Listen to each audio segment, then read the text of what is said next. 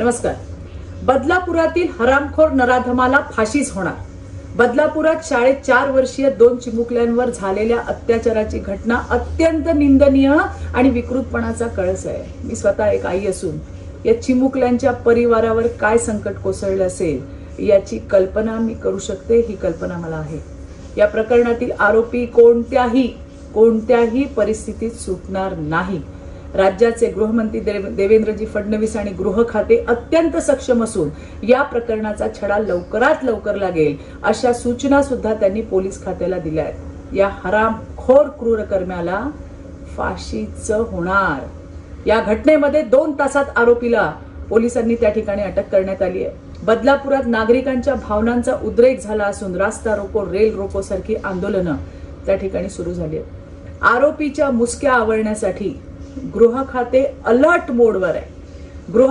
गृहमंत्री देवेंद्रजी फडणवीसांनी घटनेची गंभीर दखल घेतली असून त्यांनी पोलिसांना योग्य सूचना सुद्धा या घटनेच्या तपासासंदर्भात दिल्या आहेत.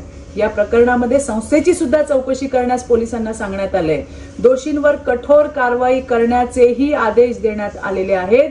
हा गुन्हा जलद गती न्यायालयात चालवण्यासाठी अगदी आजच प्रस्ताव सादर करण्याचे आदेश ठाणे पोलीस आयुक्तांना गृहमंत्री देवेंद्रजी फडणवीस यांनी त्या ठिकाणी दिलेले आहेत. समाजामध्ये अशी विकृत मानसिकता वाढत चाललेली आहे आणि त्यामुळे काहीही कुठेही अनुचित प्रकार घडला तर तात्काळ पोलिसांना कळवा. तसंच पालकांनी सुद्धा अत्यंत सजग राहावं अशी माझी सर्व पालकांना सुद्धा नम्र विनंती आहे. धन्यवाद. जय हिंद, जय महाराष्ट्र.